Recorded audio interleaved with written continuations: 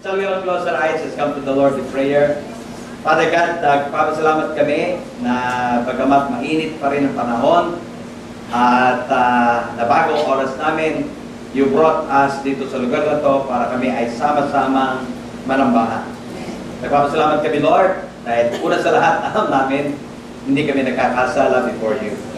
At kung kami nabubuhay noong mga unang panahon, ay palagay ko, Father God, guilty na kami lahat. Pero Father God, thank you na kami ay patuloy na nag-enjoy.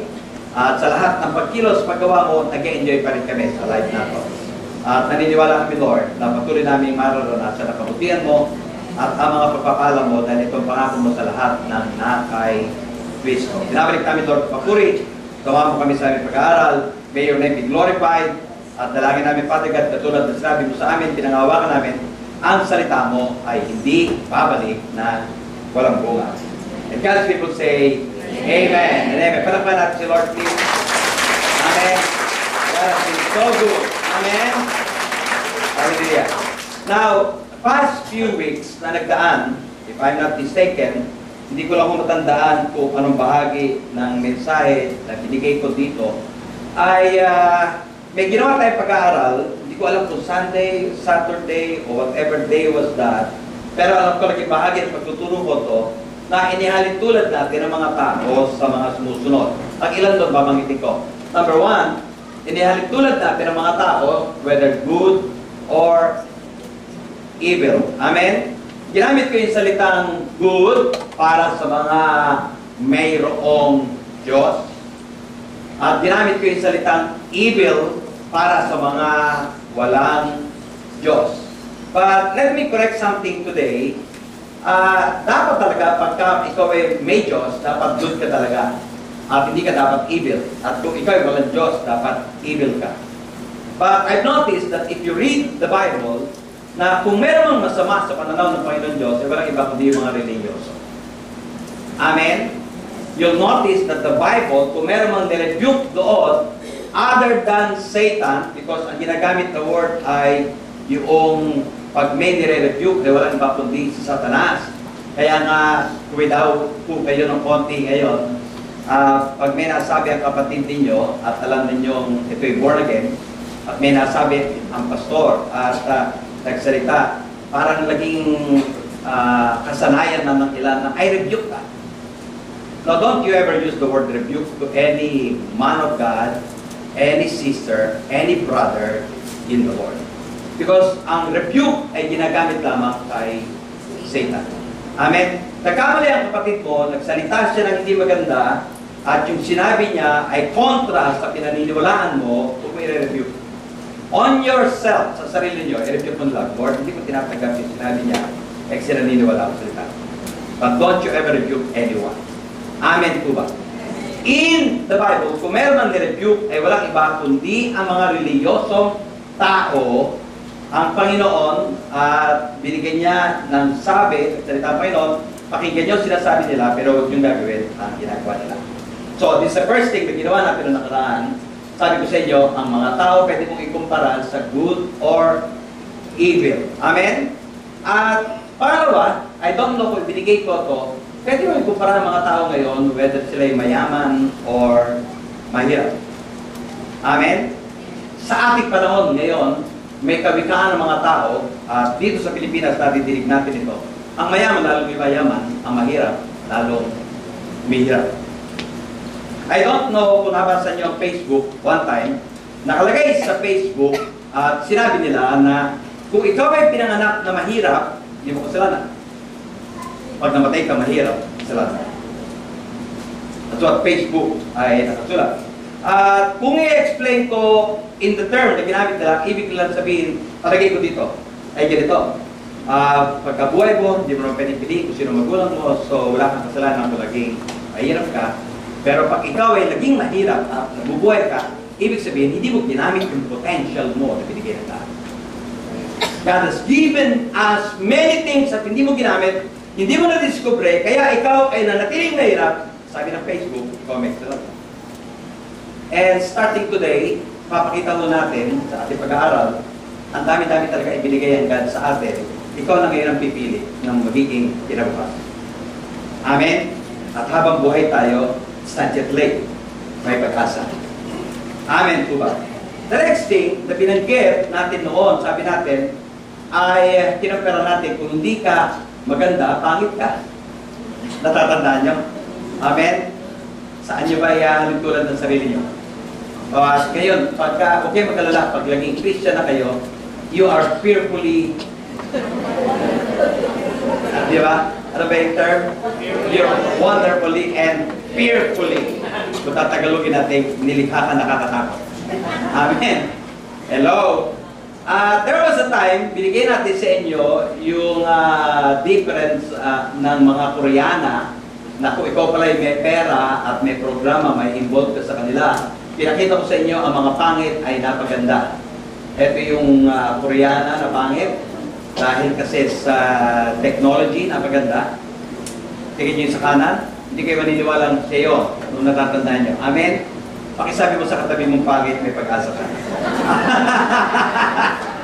Baka masapag ka. Sabi sa katabi mo, amen?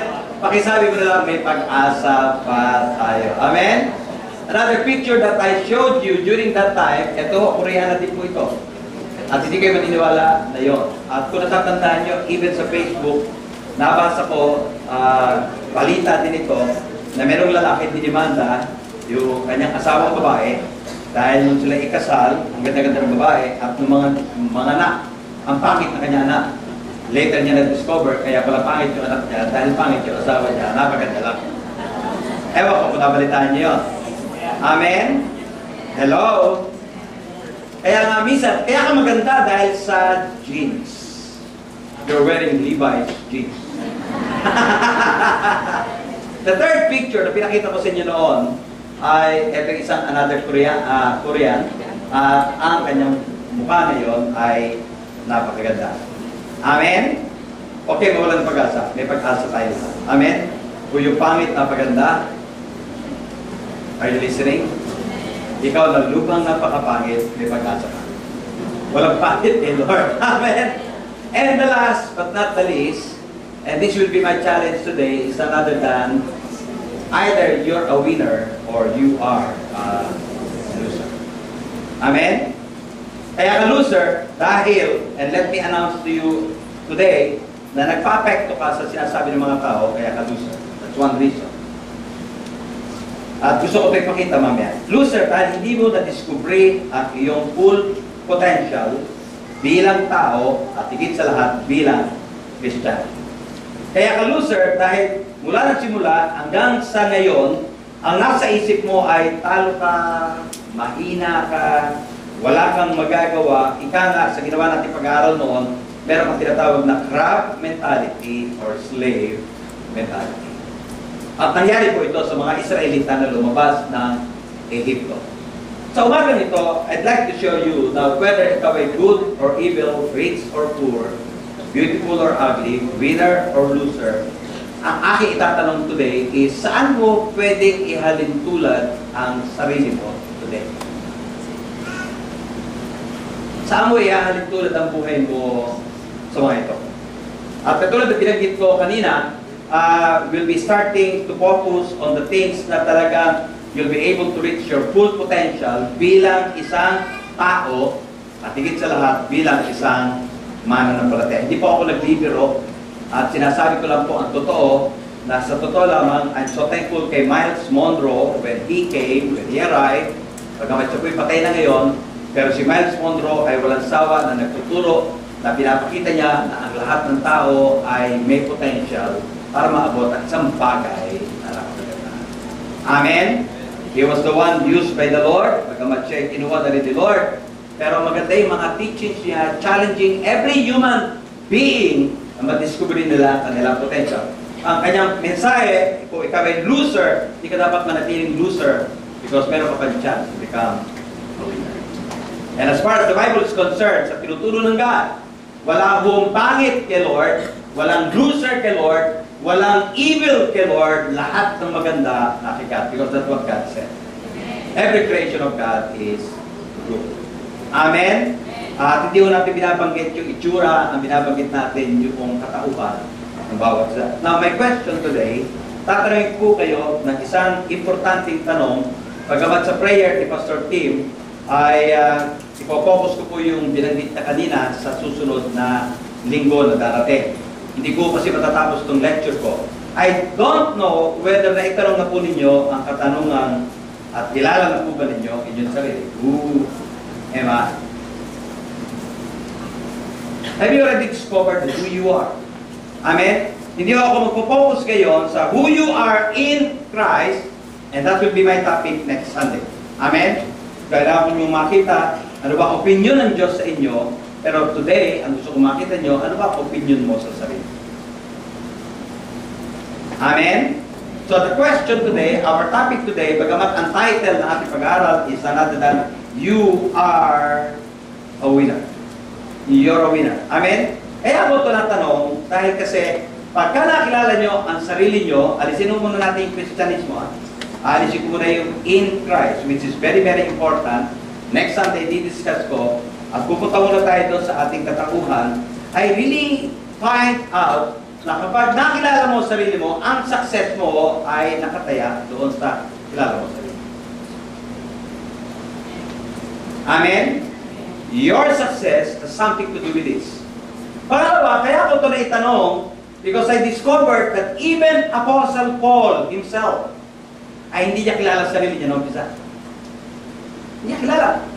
At actually, nagtataka siya, pagkamat dinala siya ng Lord sa isang bagay para maintindihan niya, pero hindi ko pwedeng i-deny that he himself, Paul, don't know why things are happening and he don't know yung kanyang sarili.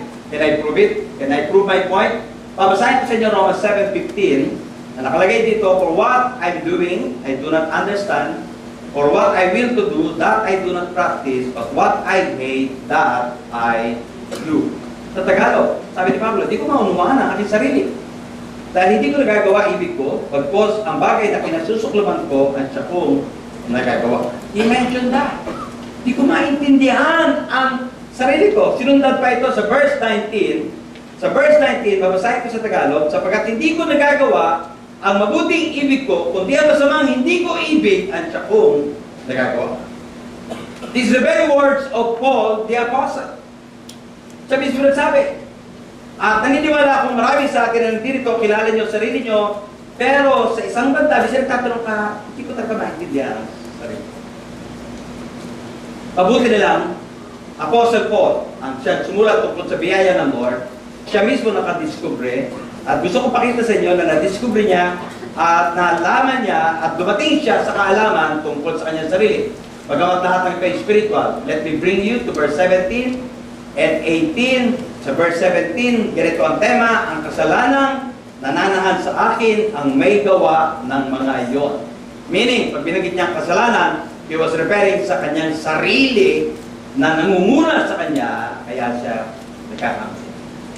Verse 18, ang ibig niya sabihin, kung lalagay ko sa Tagalog, sapagkat walang mabuting bagay na nananahan sa aking katawan, makalamang katawang makalaman, ang magnasa ng mabuti meron ako, pero ang isa katuparan ng mga yon ay wala ako. This is the writings of Paul himself. Sabi niya doon sa unang talata at sa huling talata, hindi ko maintindihan ang sarili ko. Yung gusto ko, hindi ko magawa. Yung ayaw ko, nagagawa ko. Pagdating doon sa gitnang talata, pinaliwanag niya, may na-discover ako na meron ako na yung gumawa ng mabuti, wala. Yun ang nasusunod ko. Meron akong nasa loob na gustong gumawa ng mabuti, hindi ko nagagawa. So today, let me just ask you the question at didiretsuhin ko kayo. Alam na ba ninyo at alam na ba natin ang ating mga weaknesses and strength? Saan kayo malakas? Saan kayo mahina? Let me give you an example. I don't know whether you have already discovered yourself. At sa ilang banda, nagpapasalamat ako. Mahina po ako sa, paano ko gagamitin itong term na to, sa pineapple juice. Iniinom. Pag ininom ako ng pineapple juice, naka-hospital ako. My wife knows twice na ako uminom ng pineapple juice. First time na minom ko ng pineapple juice, meron akong teaching dito. At minom ko ng pineapple juice. That night, tinakbo ako sa ospital. The second ay noong dinedicate yung bata, binigyan ako ng pamangkin ko si Alain. Natatanda ko si Alain, ng pineapple juice. That night, I was brought to the hospital. Pero magugulat kayo, hindi ako kumakain ng mga paborito kong pagkain nang wala akong pineapple. Amen? Pag kumain ako ng salad, I wanted na maraming pineapple chunks and tidbits. Either ito ay fruit salad, either ito ay potato salad, mas gusto ko maraming pineapple. Hindi ako naapektuhan. Pero pag minom ako ng pineapple juice, hospital ako. I've already discovered that. May doktor ako kausap, yung dati kong doktor, sabi ng doktor, I'm a coffee drinker, pastor. I love every kind of coffee. Pero wag ko painumin ng Blend 45. Hospital ako. Hello? Are you listening? Meaning, in that part, na-discover ko na I like pineapple, pero di ako pwede minom ng pineapple juice. Yung kakilala kong doktor, coffee drinker, pero di ako pwede painumin ng Blend 45. This is what I'm saying. You have to discover kung saan ka mahina at saan ka magtaas. Amen? At naikwento ko na sa inyo nung nakaraan na hindi lahat ng kumakain na maanghang ay nagkakaroon ng problem sa yun nga, sabihin ko na, alboranas. Amen? Hindi porke may alboranas ka, mahilig ka sa maanghang. Actually, meron hindi kumakain ng maanghang, may alboranas. Amen? At hindi lahat ng kumakain ng maanghang, may alboranas. Did you know that? So, alam mo, you have to discover kung saan ka mahina. Yun ang ibig ko sabihin. Dahil kasi, you need to learn your body na katulad po, nung isang araw, sa taas kami ni Tani, may ginagawa kami kasama ni Joey, at naarawan na kami. Alam ko na yung body ko. Sabi ko nga sa kanila, bumaba na tayo. Hindi ko na kaya yung init. Ayaw kasi nakatawa ko ng kainit. At talagang the whole day, ako'y nalata, pero kung nag-stay pa ako, at least I know kung saan ako mahina. Today, I'm showing you something na kailangan talaga malaman mo saan ka mahina at saan ka strong. Amen? Hello? At naniniwala akong mag-go-on tayo para makita nyo yung dapat natin gawin. Dahil kasi pag na-discover mo ang sarili mo, marami kang pwedeng iwasan. Parang aminin ko sa inyo, mas ako hindi pwede because lack of exercise. I know I cannot na sabihin mo natin lumakad sa yung hagdan, pataas. Amen? Pag nagpunta na kami sa mall ng aking may bahay at yung escalator ay hindi gumagana at papanik, I would rather walk ng malayong lugar at makakita lang ako ng escalator na gumagana. Dahil kasi once na ako'y umakyat ng 3 palapag, I'm not good. Amen? Lack of exercise. Okay, mag-alala. Pinaplano ko mag-exercise. Mangyayari ito bago dumating si Jesus. Amen? I know my weakness. Bakit ko pipilitin? Amen? Hello? Kaya nga bumalik kami ng Baguio na aming pamilya, nagdala akong ventilador.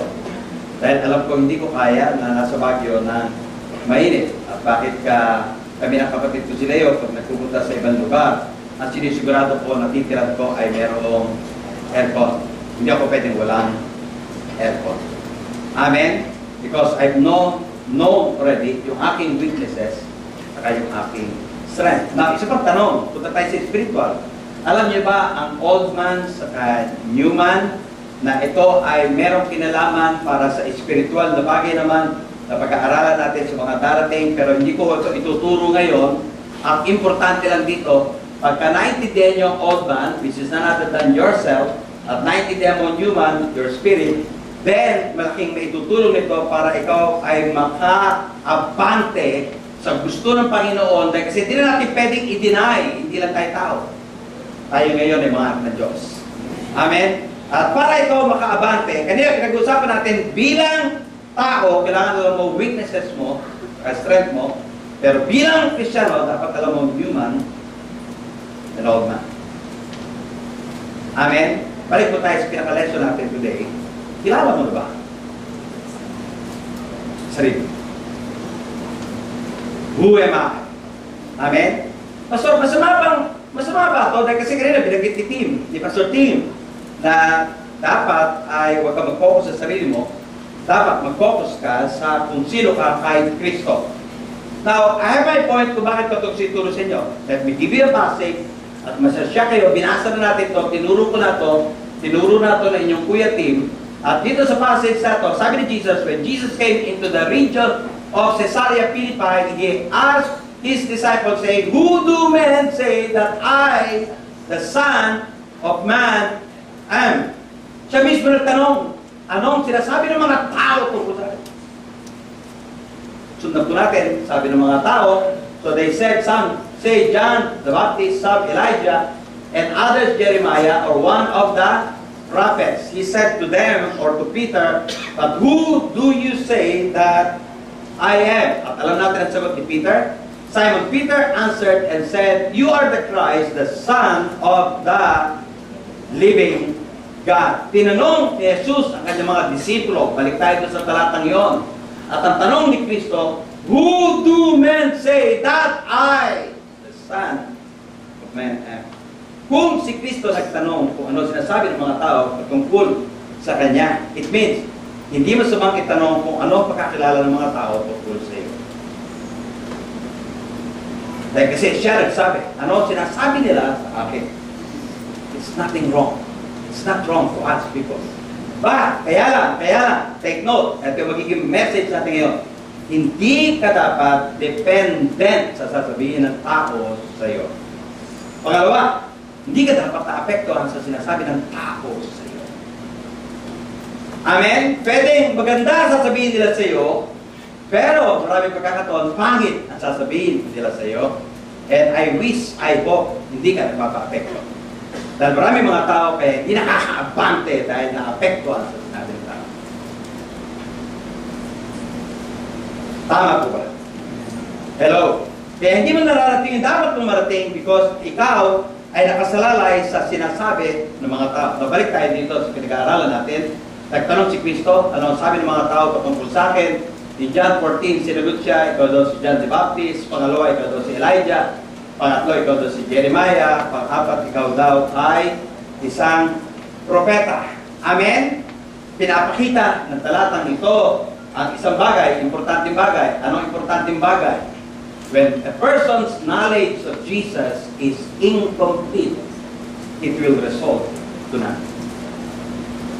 That will be our message next week. Amen? Binigay ko lang ito. Meaning, ang laki ng bahagi. Today, as a Christian, napakalaking bahagi na makilala mo si Kristo in His completeness.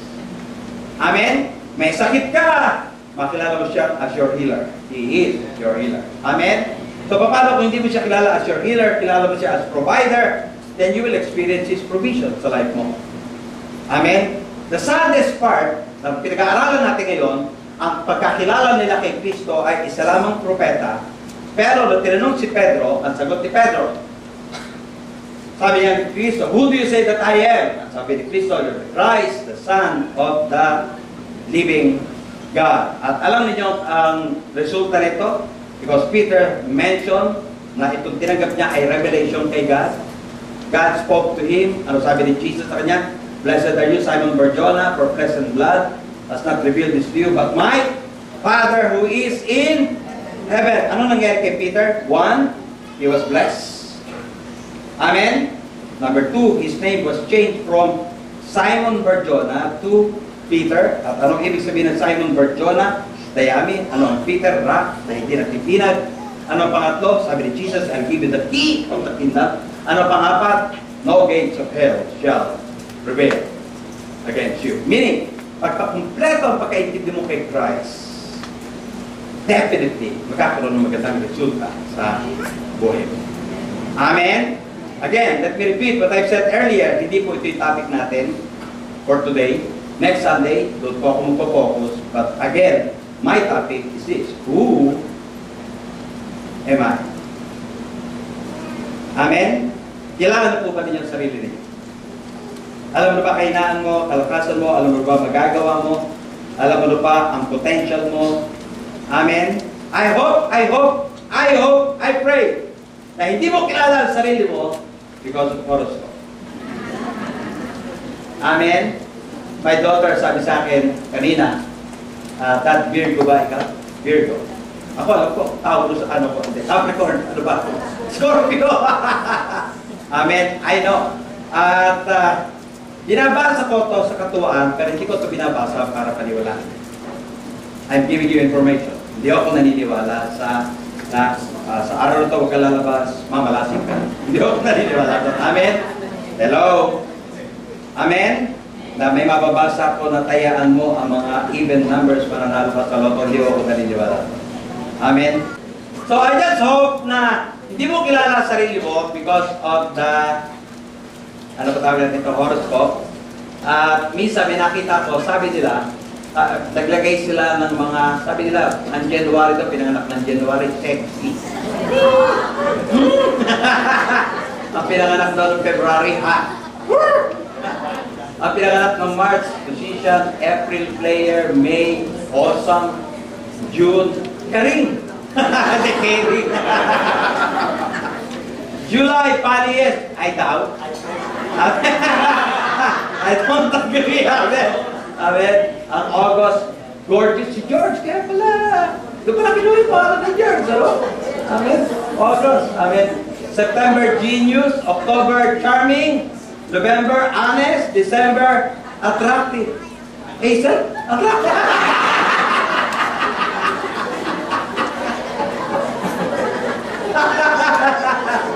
Amen. Now, meaning, I hope, hindi kayo naniniwala. Kung sakali ba nagkataon lang. Amen? And I hope, hindi mo sasagutin ang tanong natin na, who am I by your horoscope? Amen? Now, the second, I hope also, na hindi mo sasagutin ang tanong na, who am I? And let me give you this, na hindi mo sasagutin ako ngayon, na kilala ko ang sarili ko, sa pamamagitan ng pagsabi mo sa akin, by answering me of your experiences. Amen? Don't tell me na kilala mo ang sarili mo dahil sa karanasan mo, na by what happened to you last 10 years, many years na naganap, and I would like to give you an example today. Ipagpalagay na lang natin, na for the last 10 years ay mainitin ang ulo mo. At for the last 10 years, dahil kasi nakapag-asawa ka ng luko-luko, wala kang choice kundi maging mainitin ang ulo. It doesn't mean na ikaw ay aburido, mainitin ang ulo. Is that who you are? I don't think so. Amen? Are you listening?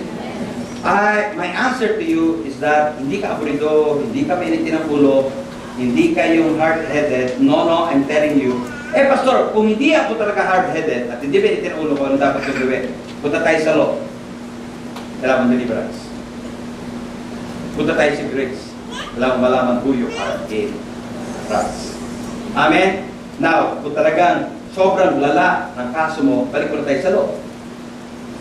Sa pangalan ni Jesus, lumayas ka, demonyong may itin ang ulo. Amen? Hello? Hi? At kung matagal ang demonyo sa iyo, na gusto mo walang biglaan, bumalik mo na tayo sa loob. Sa pangalan ni Jesus, demonyo ka! Amen? Hello? Habang pinapalayas ang demonyo, palipatin nyo sa asawa nyo. Amen? Now, ano yung grace? Grace is none other than knowing yourself in Christ. Amen? Hello? May suggestion pa ako. Kung sakasakaling nagawa mo na yung deliverance, nagawa mo na yung please take note. Take note. Holding onto hatred and anger is toxic to your soul and body. Memorize mo yung katang. Let it go. Let it go. Let it go. Amen? I'm telling you right now na kung sakasakali mang dinescribe mo na ang sarili mo na talagang bugnutin. Alam niyo ba na ang mga isang banda, naniniwala ko ng konti dito. Kaya lang hindi complete ang paniniwala ko. Alam niyo mga August, bugnutin. Pero lang si Pastor Fergie. At may tinangulo. sumpungin. Paano sabihin mo sa akin na di ba kay George? Pinitin ang ulo. Madaling mag-init ang ulo at sa mga hindi lahat ng August ay hindi naman ako naniniwala talaga. Nagkataon lang na maraming August ay talaga bugnutin. Amen? Kaya nasabi sa inyo, hindi ako talaga naniniwala sa horoscope. Nagkataon lang. Are you listening? Politically sabi ko, hindi ko naniniwala si Pastor sa horoscope. Nagkataon lang. Amen? So kung kayo August at may initin ang ulo nyo, nagkataon lang. Amen? Maraming may birthday dito ng August. Balik tayo sa lesson natin. Binabanggit ko na yung buhay, na iyong karanasan, na iyong naging experiences na nakaraan doesn't really describe who you are. It doesn't describe who you are. And I hope we can do something about that. Dahil kasi binanggit ko itong hatred and anger at na-discovery ko noon pa at patuloy ko itong ituturo at gagawin ko ito na anyone who is full of hatred and anger, frustration, at marami kang sabihin natin hindi naabot sa life mo, it will result to arthritis. Are you listening? So kung may arthritis ka, you have to deal ng hatred mo, you have to deal with your frustration, you have to deal ng tinatawag natin mga kinaiinisan mo, at I tell you, mawawala yung arthritis mo. Amen. Patay na ko yung tao that 15 years ago ay dinala sa ating church na ang problem niya ay arthritis. Kalilibing-libing lang niya na nakaraan. Kundi po nagkakamali parang 1 month or 2 months ago, nilibing na itong tao ito. Itong tao ito, itong babae ito, when she came sa ating food church, ay hindi niya maidiretso kanyang kamay. At natatandaan ko parang doon tayo, may midweek service tayo doon. And she approached me at sabi niya sa akin, Pastor, meron po akong arthritis. At syempre, dahil kasi alam ko na arthritis ay resulta na tinatawag natin mga galit, frustration. So I talked to her at sabi ko sa kanya, meron ba kayong galit? And then she honestly told me na galit siya sa kanya kapatid na nasa Amerika. At sabi ko sa kanya, gusto ba niyo talagang gumaling sa arthritis? Sabi niya, yes naman. At sabi ko sa kanya, patawarin mo yung kapatid mo. At i-release ko yung forgiveness sa kanya. At higit sa lahat, i-forgive mo din yung sarili mo. Although, we have difficulty nung umpisa. Pero, dumating siya sa puntos na sinabi niya, Panginoon, hindi ko niya ito may diretso. Ito yung kanya. At God is my witness. Hindi niya talaga ito may straighten dahil kasi meron ako siya arthritis. But the very moment na pinatawad niya yung babae, ay kapatid niyang lalaki na doktor, Amerika, na i-diretso po niya yung kanyang kamay. At bago siya namatay, at alam ko, wala na ako sa arthritis. Amen? It means mga kapatid, I'm telling you, na ang anger na tinuro ko sa inyo kanina, frustration, and forgiveness, ang isang resulta nito ay arthritis. Did you know, if you read your Bible, anything na sakit sa buto, sa inyo Bible, sa inyo Psalms, sa inyo Proverbs, any sakit sa buto, may kinalaman dito sa mga binabanggit. Amen? And so kung ang problema po nyo hindi sa kamay, hindi lang sa paa, pero anything has something to do ng buto, I'm telling you right now, get rid of anger, get rid ng tinatawag nating frustration, at may magagawa po tayo. Tutulungan po kayo para mawala ang mga bagay na ito. Mundo. Does it describe who you are? No. That's not who you are. May nangyari sa buhay mo, kaya ka narating yan, but it doesn't describe who you are. Amen? Let me give you another example. Pwede ikaw maraming mistake sa iyong buhay. Nagkamali ka ng napangasawa. Nagkamali ka sa iyong desisyon. Nagkamali ka ng kurso na iyong kinuha. Nagkamali ka ng tinanggap na trabaho. Does it define who you are? My answer is no. Amen? Hindi dinidescribe ng pagkakamali mo who you are. Pastor, ano gagawin ko? Di correct mo. Simple as that. Kung nagkamali ka, wala namang masama na ma-realize mo magkamali ka, maliban na lang may pride ka. Like sa mo paalam sa mga tao na nagkamali ka, so pipilitin mo ang sarili mo na ituloy ito kahit alam mong mali ka. Amen? Kung yung kurso na kinukuha mo ay hindi mo talaga kaya, huwag mo pilitin. Amen? Hello? Hi, and I hope na yung mistakes sa life mo, don't carry your mistake around you. Instead, place them under your feet. Use them as stepping stone. Amen? May mga mistake tayo, wala na tayo magagawa. Nagkaasawa ka. Hindi naman mauso sa Pilipinas ang divorce. Ipag-pray nyo na lang mauso yung divorce. Pero still, bilang na kay Lord, ay hindi natin to na-allow. At naniniwala kong may magagawa pa si God. But it doesn't describe who you are. That's not who you are. Amen? At katulad binanggit ko kanina, may magagawa ka, i-correct mo yung mistake mo, humingi ka ng advice sa mga mahuhusay, eksperensyado, at katulad na binanggit ko, gamitin mo to at any mistake, gamitin mong stepping stone para makabati ka sa life. That can also challenge you kung sakali may mali ka. At wala ka na magagawa sa pagkakamali na ginawa. Di ba wala mo na lang ang Romans 8:28? All things work together for good for those who love God. Amen? Ako naniniwala kasi na kahit anong nasa sitwasyon ka at kahit pangit na sitwasyon, kayang palitan ni God ang sitwasyon. Amen? Kaya niyang pagandahin ang sitwasyon mo. Eh bakit ka magmumukmok kung nagkamali ka? Then rise up at nagkamali ka dito, tapakan mo yung pagkakamali mo and head forward. Amen? Hello? That's the reason why ang focus natin ngayon, ipakita sa inyo na makilala mo sarili mo, at pag nakilala mo sarili mo, you need to understand that every creation of God is a winner. You're not a loser. Amen? Kung nag-aaral ka, hindi maganda-record mo noon, then why don't you start na pagpasok mo ngayon, may tulong sa mga ilan nakakaintindi at mataas ang kanilang mga naabot, ng mga ratings sa kanila, may advice.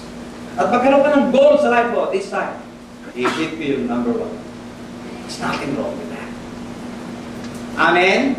Katulad na binanggit ko sa inyo kanina, and I like what Facebook, yung mga bagay na sinusulat nila, sabi nila, pag ikaw ay pinanganak na mahirap, wala kang kasalanan. Pero pag ikaw ay namatay na mahirap, kasalanan. Parang ibig sabihin na pinanganak ka, na may sakit ka, wala kang magagawa. Pero hanggang mabubuhay ka na may sakit ka, kasalanan. Are you listening? Because if you will discover the Bible, hindi yan ang plano ng God para sa bawat isa sa atin. Amen? God created you to be a winner. Amen? So allow me to give you some advices. And itong advices na ito, if you can believe this, please, please, please believe them. Amen? 1, your present situation is not your final destination. The best is yet to come. Amen? Whatever situation you are in right now, that's not final. Amen? Actually, gusto ko ipakita sa inyo, it's your choice to be defeated or to be victorious. It's your choice. Nobody can choose for you. It's your choice. Amen? Kung ikaw ay sabihin natin ngayon mensahero, ikaw ay janitor, pagbutihan mo ang trabaho mo, kita nga ninyo sa Facebook, di ba? Sa yung babae, elevator girl lang. Amen, lahat po, good morning. Hello, naging famous. Sumikat. Amen. Hello. Pakisabi sa tabi, sisikat ka din. Amen. Hi. May nagtanong sa akin kagabi, sabi ng akin na, Dad, bakit mo pasal ni Tony Gonzaga? Ando doon kami. Eh, di ka nakikita. Paano naman kami makikita? Hindi naman kami artista. Amen, lahat lang na artista ang pinopokus ng... siguro kung makita naman kami biglang ipopokus ka. Pangalawa, kung bakit wala kami sa video talaga, nasa likod kami ng camera. Ang pangit ang posisyon namin. Di ba, Lazaro, nasa unahan kami ng camera, at bet-bet, nasa camera ka. At sabi ko nga sa akin may bahay, at least, we were able to attend yung ganong wedding. How I wish that the wedding of Ivy can be like that. Amen. Saka ni Alvin. Amen. Na makikita sa Channel 5. I-interview sila kapag sa kanilang kasal. Paano ba kayo nag-meet? Amen. At sila dalawa ay magte-testify. Hallelujah! Balik tayo sa lesson natin, baka sa tayo mapunta. Amen? Now, whatever situation you are in right now, whether good or bad, that's a fine. Amen? Humanly speaking, kaya mong i-direct ang life mo towards something that is good for you, pero mas higit right now that we have Christ and we have God. Amen? Mas marami tayong tinanggap mula sa Kanya. Second, let me now tell you to stand up, realize who you are, that you tower, rise up over your circumstances because you're a child of God, and stand up straight. Nung araw, sa totoo lang, iniisip ko, never kong magagawa na umattend sa ganitong mga gatherings. At alam ko ng aking kapatid na si Cynthia, magkaklase ho kami niya. Na pagka may pinupuntahan kaming lugar, like kunyari kay Mayor Cuneta nung araw, at sinama kami ng nanay ko, ng tatay ko, kay Mayor Cuneta, kaming dalawang magkapatid, naiiwan sa sasakyan. Kahit anong pilit ng nanay, tatay namin, hindi kami papasok sa bahay ni Mayor Cuneta. At pag napilit kami pumasok sa bahay ni Mayor Cuneta, kahit gaanong gutom kami, nahihiya kami kumain. Kaya pag tinanong kami, kumain na ba kayo? Opo, gusto ko kami dalawa. Numinuno kami sinungaling ng araw. At sa kahihiyan namin, hindi ko namin kayang marap sa mga tao. And I thank God na pwede palang may gawin siya sa life natin, at pwede ka palang mag-stand up at ma-realize who you are in Christ. At sa totoo lang, mula na makamit na rin ako ng mga taong mga matataas at na-discover ko life nila, there's nothing na dapat kang ikahiya talaga. Amen? I'm telling you right now, hindi porke sila sikat, hindi porke sila mayor, hindi porke sila congressman, hindi porke sila may pera, hindi porke sila ay tinitingala sa kahiya. Amen? I'm telling you right now, stand up straight. Are you listening? Dahil kasi yung final situation na katulad binanggit ko kanina is not your final destiny sa life mo. Whatever you decide to do, please make sure it makes you happy. Yung kurso na pupunin mo, siguro din mo hindi kurso na gusto ng nanay mo. Yung gusto mo. I still remember the time na kumukuha ng kurso yung aking panganay at kumukuha ng kurso yung aking bunso. Ang kurso na kinukuha nila at kukunin sana nila ay gusto ng nanay nila. Amen? Hello? Hi! Make sure yung kurso na gusto nyo. Gusto nyo. Amen? Hello? Gusto ng nanay mo mag-doktor, gusto mo mag-nurse, di mag-nurse ka, mag-doktor. Hello?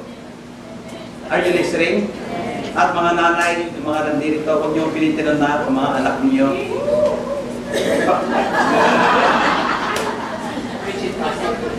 Good! Amen?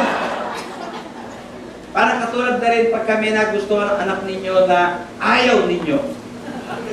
Boyfriend or girlfriend, gusto nila eh!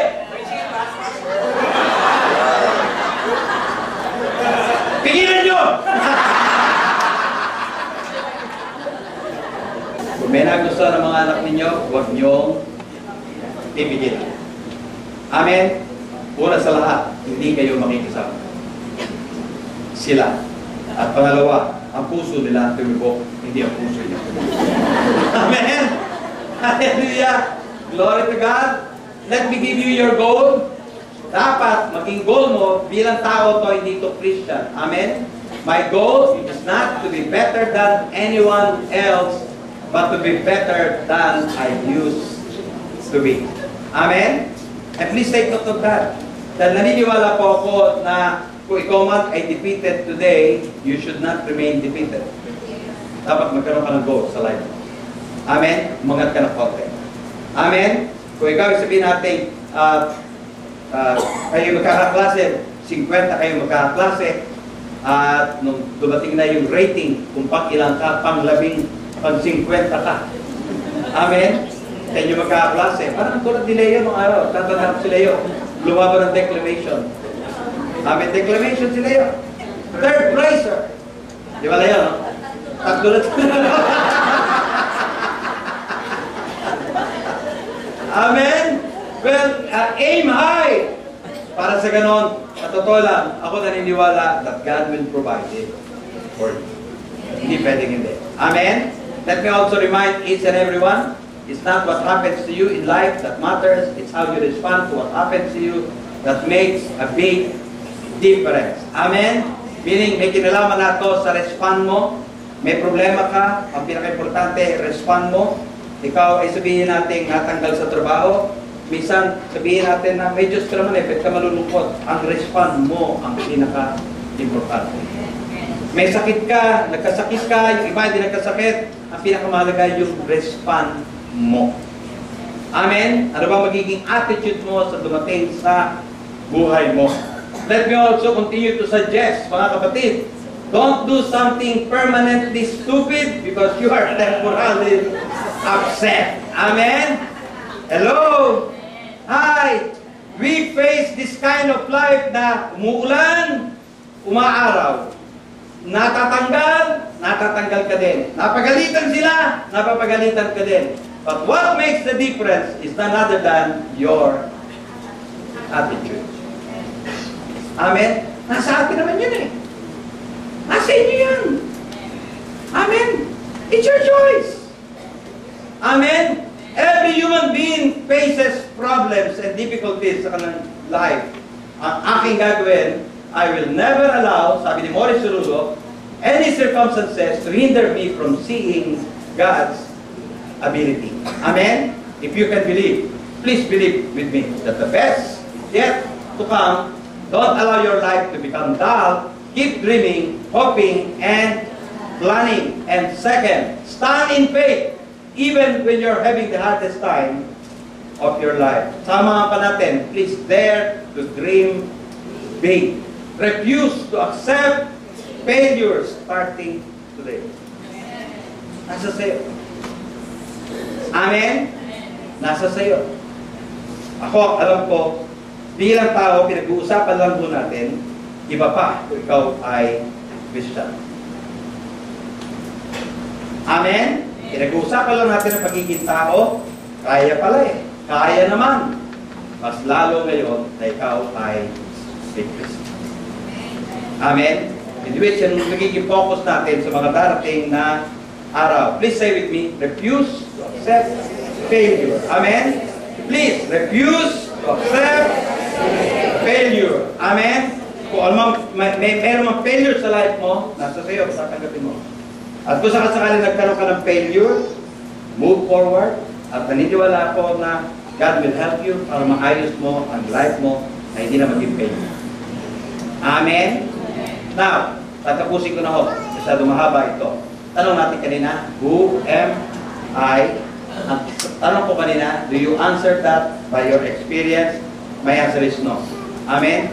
I don't know your experiences. I don't know kung ano nangyari sa inyo. Please don't answer that by your experience. Your experience is not who you are.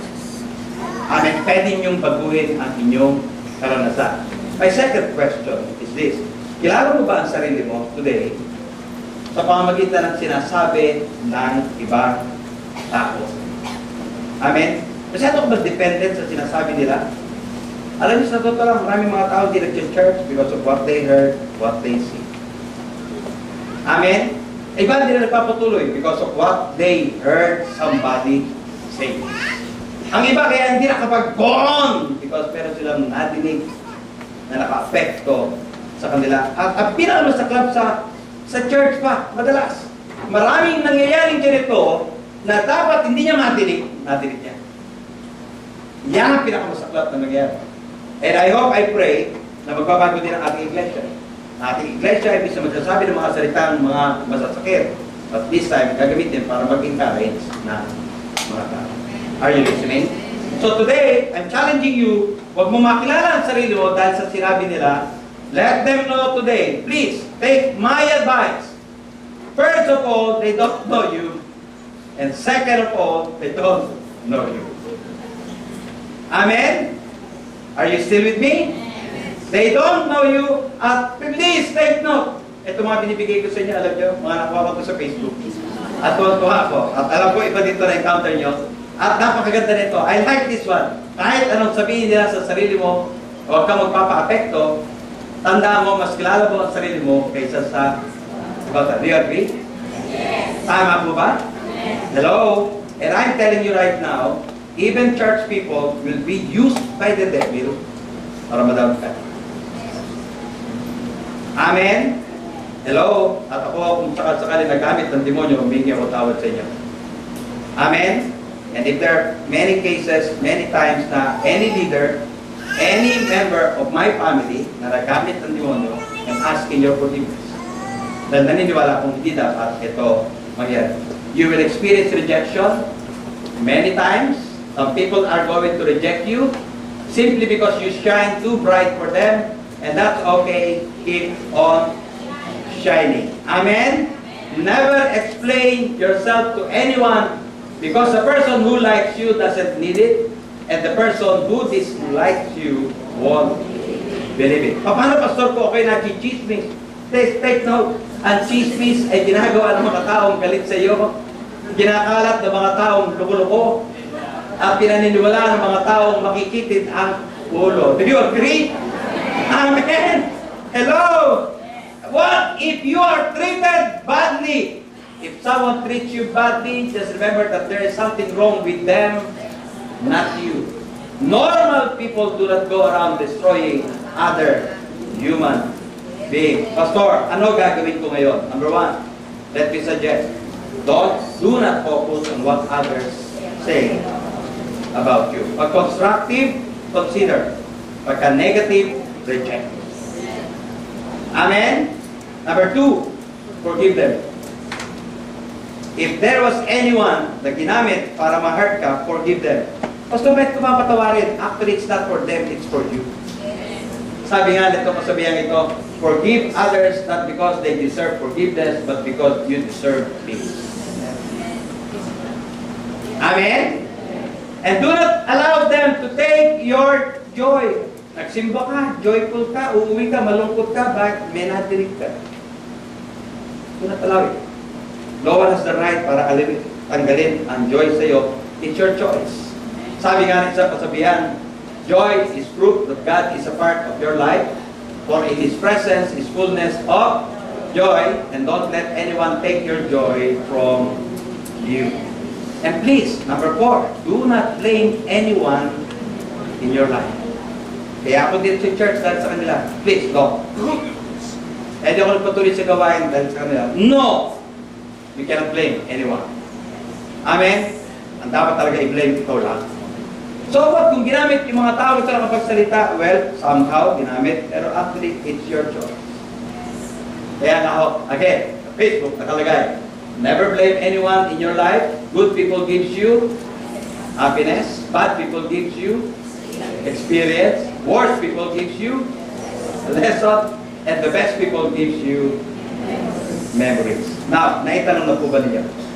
Why are these people rejecting you? I have a very clear answer why people reject you. Why people make chismis of you. Why people put you down. I'll tell you the reason now. Amen? And I hope you'll put this into your heart and into your mind. These are the reasons kung bakit ang mga tao nire-reject ka. If people are trying to bring you down, it only means that you are above them. Hallelujah! Amen! Woo! Kaya pala nila ibinababa dahil mataas ka sa nila. Amen? So, may nakita kang tao na sinichismis ka, sinasabi nila, ganito ka, please take note, nasa taas ka, kasi tayo gusto nila ito. Do you agree? And put that in your mind and in your heart. Let me give you another thing. There's something wrong with them. If someone treats you badly, just remember that there is something wrong with them, not you. Amen? Hello? And we live in the world na hindi mo talaga maintindihan. Gumawa ka ng mabuti, may sasabihin. Gumawa ka ng masama, may sasabihin. Manahimik ka, may sasabihin. Dumagdal ka, kaysa sabihin. Amen? Can I give you an example? Wala talaga magawa mga tao. Amen? Let me show you an example. Ito yung dalawang tao nakasakay sa donkey. Ano sabi ng mga tao? Two people on a donkey's back. Poor animal. Kawawa yung hayop. Ang ginawa ng lalaki, bumaba. Ang babae, bumaba. Ang lalaki, sumakay. Ano sabi ng mga tao? How cruel he is by letting his wife walk. Nung madinig niya ito, ginawa ng lalaki, siya bumaba, pinasakay niya yung babae. Sabi ng mga tao, how stupid he is by letting his wife take the ride alone. Amen? So ginawa nila, sa nadinig nila, bumaba sila mag-asawa. At pabayaan ng donkey, sabi ng mga tao, fools, don't even know how to utilize the donkey. Makita niyo, wala talaga magawa mga tao. Hi, mind your own business. Amen? If people say something to you, go on, go ahead, be positive. Amen? No one is allowed to judge you. And I like this. Let me end here. Some people want to see everything go wrong for you because nothing is going right for them. Do you agree? Amen? At kung sa kasalan, dumating ka sa time, nakalagay may paliwanag ang sarili mo, please don't. Never explain yourself to anyone because the person who likes you doesn't need it. And the person who dislikes you won't believe it. Let me give you two more. Never waste your time trying to explain who you are to people who are committed to misunderstanding you. This church is under the grace of God. We embrace the grace of God. And we have no right to speak something bad against. Amen? Paano basta nagkamali siya? Embrace it. Love him. Amen?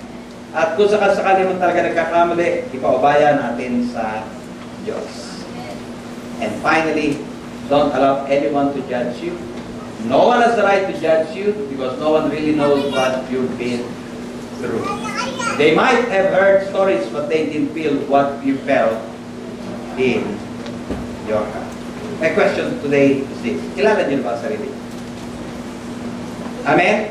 Number one, sabi natin, huwag mo i-describe sa akin kung sino ka by your experience. Your experience may not be good, but that's not the end. Amen? May magagawa ka pa. Pwedeng bobo ka ng mga nakaraan, pero ba't ka ba na natin yung bobo? Binigyan naman ng God sa'yo para ka maging matalino. Amen? Habang buhay kayo, may magagawa ka. Do you know who you are by what other people say about you? Please, please. Do not be affected by what people say. Amen? You know yourself. And I'm challenging you right now to stand up. Go ahead. Make a goal in your life. At ano magiging goal mo? Hindi ako para maging anak sa iba, pero kailangan ko maging better. Kung kahapon ganito ako, I need to be better today than. And you can do that. Tayo tayo lahat mga kapatid. Let's come to the Lord. Amen. Is God good? Hallelujah. Amen. Our church is now committed para bigyan kayo ng encouragement. Amen. Not to pull you down. But I really believe na ang Panginoon natin Diyos ay kasama natin much more today that we have Jesus in our heart. Hallelujah. Naniniwala po tayo na habang tayo buhay, marami pa hong pag-asa, marami tayong magagawa, at naniniwala tayo nung araw, bilang tao, kaya natin itong gawin, pero today, mas lalo na that we have Christ in our heart. Amen? We can only do things. Why? Because Christ is in us. Hallelujah. I commit you to Almighty God, our Abba Father. And I really believe today that God is definitely working in your life. At naniniwala ko yung inumpisahan ng Diyos sa iyo ay hindi matapos. Because God made a promise. He who has begun a good work in you, tatapusin niya ito. And I pray to each and everyone na nandito ngayon, kung sakali mang kilala mo ang sarili mo sa pamamagitan ng karanasan mo, kapatid, hinahamon kita ngayon, hindi final destiny yung karanasan mo. You're still alive. And God has more still to give to you. Naniniwala din ako that today, ang ating Panginoon Diyos ay bibigyan ka ng lakas para hindi mo pansinin ang sinasabi ng ibang tao. I pray to God today, na mula sa araw na to, na isa sa magiging mahalaga sa iyo is none other than the opinion of God for you. This is the best. And this is important. Kinapir natin ang life mo noong wala ka kay Christ at ngayon na kay Christ ka. I'm challenging you. Ikaw man ay may asawa, wala, binata, dalaga, ikaw ay wala pang pamilya, I'm challenging you today. Set that goal na sinet ng God para sa atin. You are a winner, not a loser. And I pray to Almighty God today that God's power and ability will be with you. Nasa iyo na ito, kapatid. Ma-recognize mo lang. At naniniwala ko pag na-appreciate mo ang life na to together with Him, I have no doubt that God's wisdom and ability will continue to flow sa life mo. Lahat ng ito'y binigay na sa atin ng Lord. Ang kailangan na lang maniwala ka, ma-recognize mo. So I commit you to Almighty God today. I commit your life, your decision. I commit na kung mga nakaraan, ikaw ay naging magagalitin, may tinagulo. I'm praying right now that the joy and the happiness of the Lord at siya mo ma-experience mula sa araw na ito. If you are thinking nung nakaraan na ikaw ay defeated, that you're a loser, I'm telling you right now, entertainin mo sa heart mo, pati sa isip mo, you're not a loser. You're a winner. Because in God's eyes, you have already won.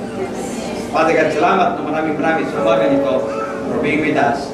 And thank you, Lord, because naniniwala kami na yung salita mo ay hindi babalik na walang buhay. In Jesus' name we pray, God, people say, Amen. Amen.